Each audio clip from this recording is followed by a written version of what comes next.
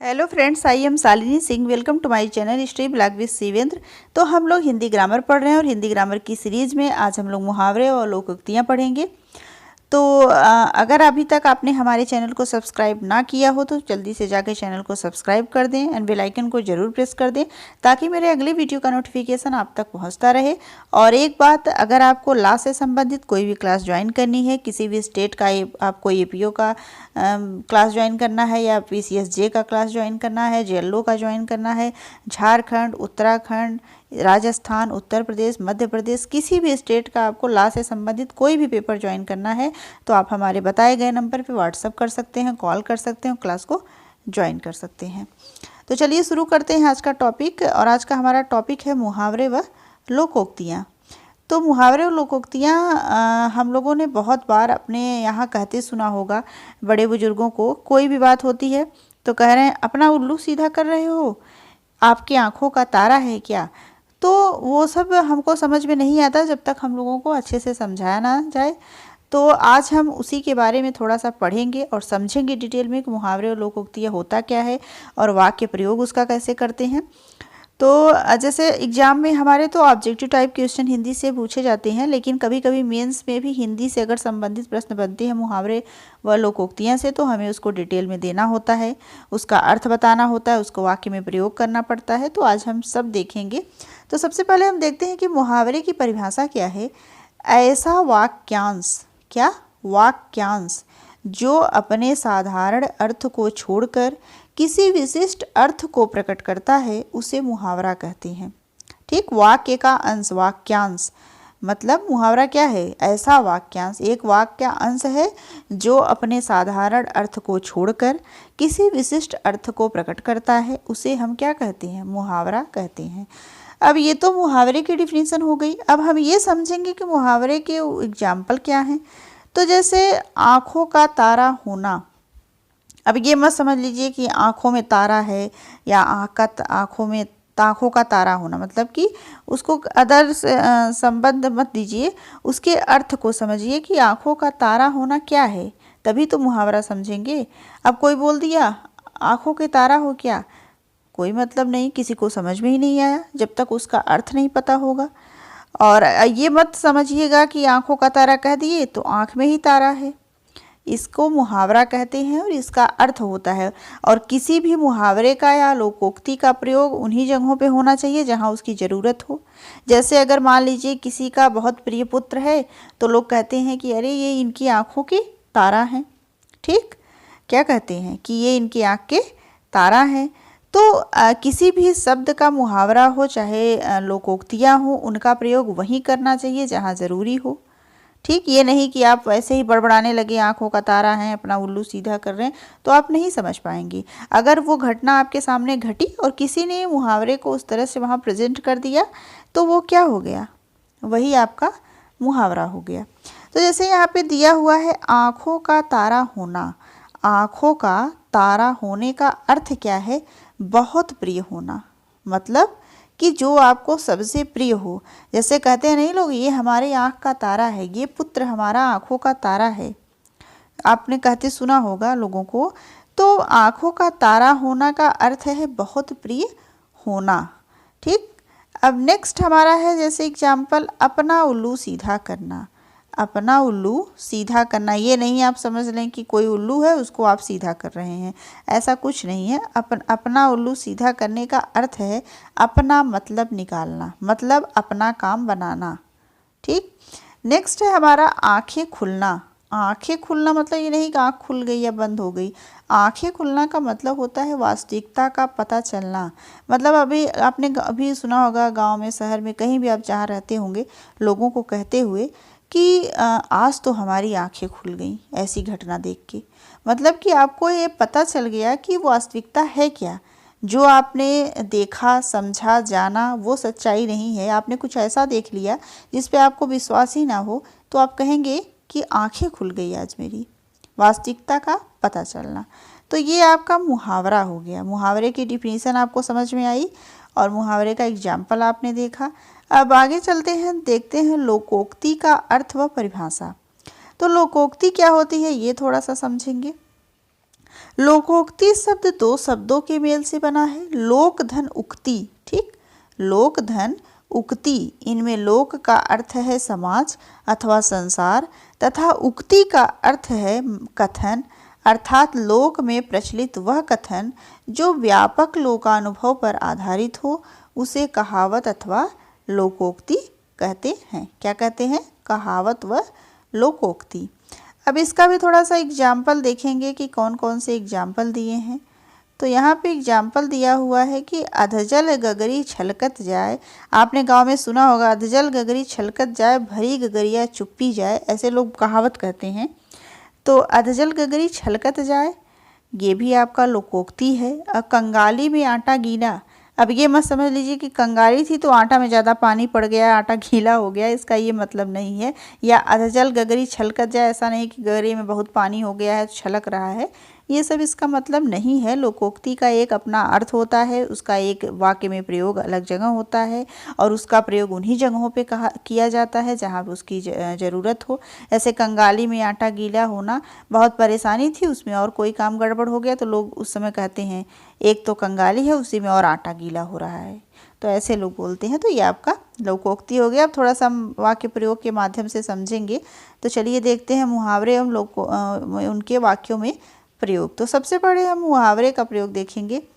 अंगारे बरसना, क्या है हमारा एग्जाम्पल? अंगारे बरसना। अत्यधिक गर्मी पड़ना, क्या होना?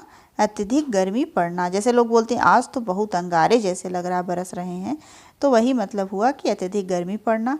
जून मास की दोपहरी में अंगारे बरसते प्रतीत होते हैं, ये वाक्य में प्रयोग कर दिया गया। कभी मेंस में आपको लिखने के लिए आए अंगारे बरसने का जो है बताइए कि क्या अर्थ है और उसका वाक्य में प्रयोग करिए, तो आप ऐसे ही कर दीजिएगा, अत्यधिक गर्मी पड़ना और जून मास की दोपहरी में अंगारे बरसते प्रतीत होते हैं। तो ये उसका जो है अर्थ हो गया और वाक्य प्रयोग। नेक्स्ट है हमारा अंगारों पर पैर रखना। अंगारों पे पैर रखना मतलब कठिन कार्य करना। अंगार पे अगर आप पैर रखें तो ये नहीं कि अंगार पे पैर रख रहे हैं, मतलब अंगारों पर पैर रखना ऐसा जो है लोकोक्ति है, उसका अर्थ है कठिन कार्य करना। अब थोड़ा सा वाक्य प्रयोग देखेंगे। युद्ध के मैदान में हमारे सैनिकों ने अंगारों पर पैर रखकर विजय प्राप्त की। क्या की? विजय प्राप्त की। तो इस तरह से इसका प्रयोग हो गया। नेक्स्ट है हमारा अंगारे सिर पर धरना। क्या है? अंगारे सिर पर धरना, इसका अर्थ है विपत्ति मोल लेना। क्या करना? विपत्ति मोल लेना। सोच समझकर काम करना चाहिए, उससे झगड़ा करके व्यर्थ ही अंगारे सिर पर मत धरो, ये वाक्य में प्रयोग हो गया। नेक्स्ट हमारा मुहावरा है कि घोड़े बेचकर सोना, मतलब निश्चिंत होना। ये नहीं कि घोड़ा वोड़ा बेच दिए हैं तो सो रहे हैं, इसका मतलब ये है कहावत मुहावरा है कि घोड़े बेचकर सोना मतलब निश्चिंत होकर सोना। कंधे से कंधा मिलाना, कंधे से कंधा मिलाना, कभी भी इसके शब्द पे मत जाइएगा कि इसका शब्द कह रहा है कंधा से कंधा सटा लिए, घोड़ा बेच दिए, गए सोने, ये सब मत समझिए, इसके अर्थ को समझिएगा। कंधे से कंधा मिलाना मतलब सहयोग देना। एक कंधे से कहते हैं ना लोग कि कंधे से कंधा मिलाकर चलो, तो एक दूसरे का सहयोग करते हुए चलो। नेक्स्ट है हमारा लोकोक्ति का अर्थ और वाक्य में प्रयोग। हमने मुहावरे का प्रयोग देखा, अब लोकोक्ति का देखेंगे। तो अधजल गगरी छलकत जाए मतलब कि अधूरे ज्ञान वाला व्यक्ति ही अधिक बोलता है, मतलब जिसके पास नॉलेज ना हो, कम ज्ञान हो, वह व्यक्ति ज़्यादा बोलता है। जबकि बहुत ही ज्ञानवान व्यक्ति आपने देखा होगा कि चुप मार बैठा रहता है, बोलता ही नहीं है, चुप होकर एकदम बैठा रहेगा, लगेगा ही नहीं कि उसके पास कितना ज्ञान है और कितना ज्ञान नहीं है। लेकिन कभी कभी क्या होता है, अधूरा ज्ञान लेके लोग फुदकते रहते हैं। आपने खुद अपने लाइफ में, अपने स्कूल में, अपने घर में, अपने कॉलेज में बहुत जगहों पे देखा होगा कि कुछ लोग ओवर स्मार्ट बनते हैं कि उनको बहुत आ रहा है, जबकि उनको आता कुछ नहीं है, लेकिन ऐसा दिखाते हैं कि उनको नॉलेज बहुत है। और कभी कभी आपने देखा होगा बहुत नॉलेज वाला लड़का आपसे ऐसा बिहेव करेगा कि उसको जैसे लगेगा कि कुछ आता ही नहीं है। तो ये अधजल गगरी छलकत जाए का अर्थ हुआ। जैसे कविता पढ़ती तो 10वीं कक्षा में है परंतु बातें बड़ी बड़ी करती है, किसी ने सही ही कहा है, अधजल गगरी छलकत जाए। ठीक, भरी गगरिया चुप्पे जाए, मतलब भरी हुई गगरी जो है, संपूर्णता जिसके अंदर है वो चुप बैठा हुआ है, जबकि जो अधजल गगरी है वो अधजल व्यक्ति है जिसको कम ज्ञान है वो छलक रहा है। नेक्स्ट हमारा है अपनी पगड़ी अपने हाथ। अपनी इज्जत अपने हाथ में होती है। मतलब अब पहले के लोग पगड़ी को क्या कहते थे? इज्जत। पगड़ी अपनी इज्जत। कभी किसी की गुलामी करनी हो तो अपनी पगड़ी उठा के नीचे रख देते थे उतार के। तो अपनी पगड़ी अपने हाथ मतलब अपनी इज्जत अपने हाथ में होती है। नेक्स्ट है हमारा आटे के साथ घुन भी पिसता है। क्या होता है? आटे के साथ घुन भी पिसता है।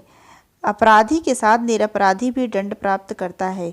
मान लीजिए पहले हम भी जैसे पढ़ते लिखते थे तो कोई मान लीजिए गलत व्यक्ति है, कोई गलत संग में हम लोग पड़ गए, किसी कोई भी हो, अगर आप गलत संग में पड़ गए तो घर वाले कहते हैं कि मत जाओ उसके साथ, वो सही नहीं है, उसके साथ तुम भी पिसाओगे। तो मतलब आटे के साथ घुन भी पिसता है। मान लीजिए वो कोई गलत काम किया और पकड़ा गया तो आप भी खोजे जाएंगे कि भाई फलाना के दोस्त हैं, उनके दोस्त हैं, तो उनको भी लोग पकड़ेंगे कि भाई आप भी उनके साथ रहते थे, इसका मतलब है आपको भी कुछ पता होगा या आपने ऐसा कुछ किया होगा। तो इस तरह से आटे के साथ घुन भी पिसता है, इसका अर्थ हुआ। नेक्स्ट है अब पछताए होत क्या जब चिड़िया चुग गई खेत। मतलब कि अब पछताने से क्या होगा जब चिड़िया पूरा खेत खा गई। इसका ये मतलब नहीं है समय निकल जाने के पश्चात पछताना व्यर्थ होता है। मतलब मान लीजिए आपका एग्ज़ाम है, आपको पढ़ना है तो आप उस टाइम पढ़े नहीं और जब रिजल्ट आ गया, सबका हो गया सिलेक्शन, तो आप कहेंगे अरे हम पढ़े होते तो आज होते ऐसे, आज हम इस पद पे होते या ऐसा करते। तो अब पछताए होते क्या जब चिड़िया चुग गई खेत। अब पछताने का क्या मतलब है? ना वो एग्ज़ाम अब दोबारा होगा, ना आप फिर से उस एग्ज़ाम को क्वालिफाई कर पाएंगे। हो सकता है कि आप आगे ना कर पाएँ। तो अब पछताए होत क्या जब चिड़िया चुग गई खेत। तो इसका ये अर्थ हो गया। तो इस तरह से कहावतें और लोकोक्ति या मुहावरे बहुत सारे हैं, वो आपको रटना होगा। कोई भी आप बुक, चाहे आदित्य पब्लिकेशन की हो, चाहे हरदेव बाहरी की हो, चाहे नालंदा की हो, कोई भी बुक आपके पास हो, लूसेंट की हो, उसमें जितने भी लोकोक्ति और मुहावरे दिए हैं उसको 1 बार 2 बार 3 बार रट लीजिए, कभी आपको भूलेगा ही नहीं। ये तो मैंने इसमें इतना मैं लिखूंगी तो कितना आपको पढ़ाऊंगी, मैंने बस आपको एक समझाने की कोशिश की कि आप उसको समझेंगे कैसे। सबसे पहले उसके अर्थ को अगर आप समझ जाएंगे तो उसके वाक्य के प्रयोग को भी कर लेंगे। तो उसके अर्थ को आप थोड़ा सा समझिए, उसको याद करिए, क्योंकि मैंने जो जो एग्जाम्पल बताए हैं ये भी चर्चित एग्जाम्पल हैं, कई बार एग्जाम में पूछे गए हैं, इम्पॉर्टेंट हैं। तो आप जो है लोकोक्ति और मुहावरे यहाँ से पढ़ के इसके बाद आपके जितनी भी बुक में दिए हैं एक बार उसको देख लीजिएगा। आप लोकोक्ति मुहावरे से कोई भी प्रश्न गलत कर ही नहीं सकते हैं।